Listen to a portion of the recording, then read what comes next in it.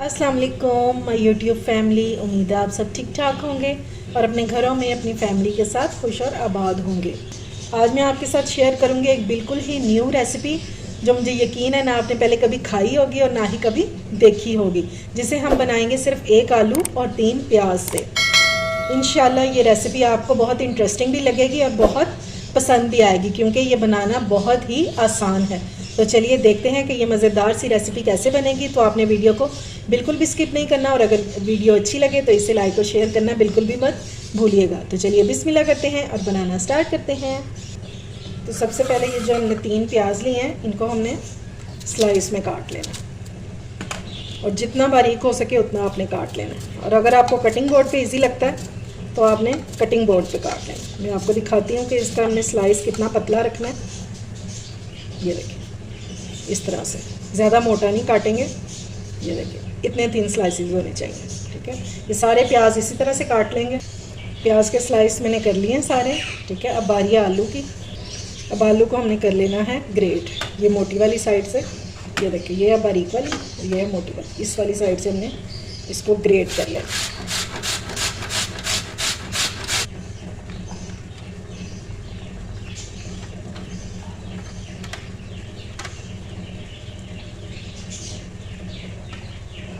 ये लीजिए आलू भी हमारा ग्रेट हो गया।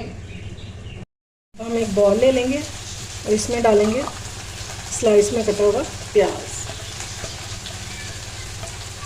अच्छा जी, प्याज को मैंने बड़े बॉल में शिफ्ट कर दिया क्योंकि मुझे बॉल छोटा लग रहा था। अब हम इसमें कद्दूकश किया हुआ आलू डाल देंगे और इसको मैंने 3 से 4 पानी बहुत अच्छे से धो लिया। सब्ज़ धनिया डाल देंगे इसमें, 2 इसमें सब्ज़ मिर्चें डाल देंगे बारीक कटी हुई। अगर आप नहीं पसंद करते तो फिर आप ये स्किप भी कर सकते हैं, लेकिन आपने काटना बिल्कुल बारीक है।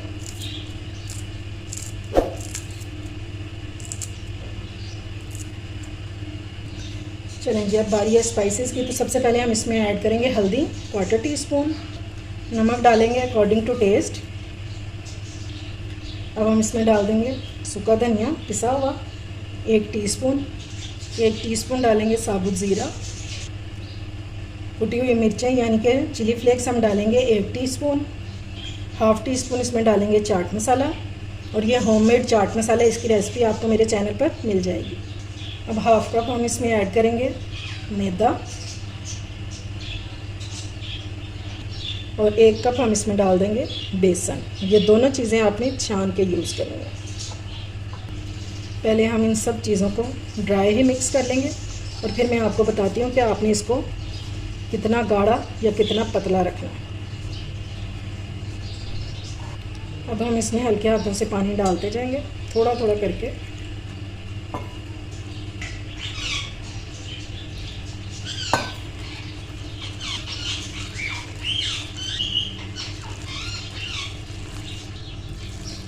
ये देखें जी, इस तरह का बैटर होना चाहिए।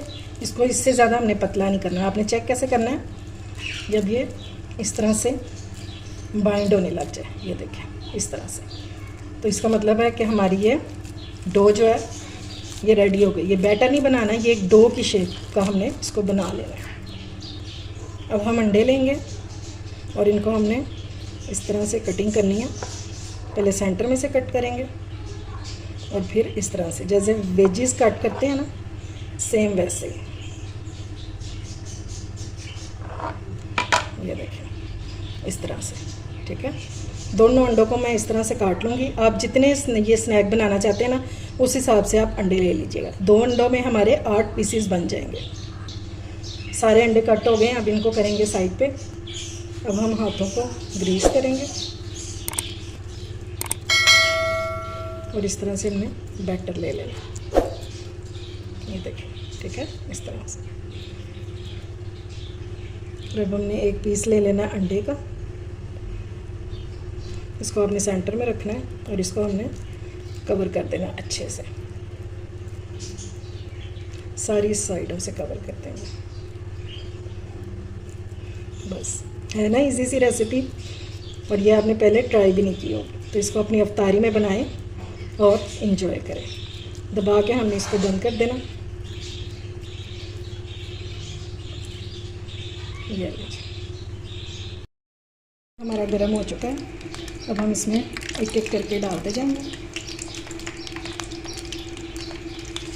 और अगर थोड़ी सी शेप ख़राब हो जाए तो वो हम साथ साथ से सही भी करते जाएंगे।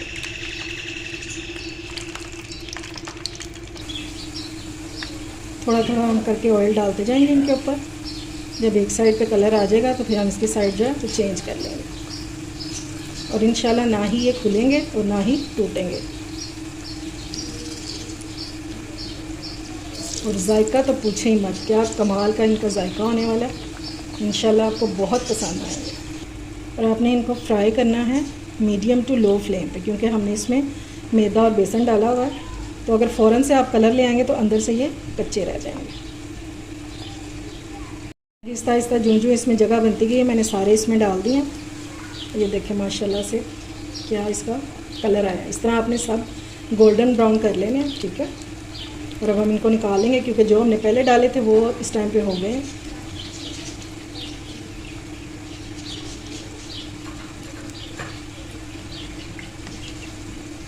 बस फ्लेम जो है वो आपने लो ही रखनी है,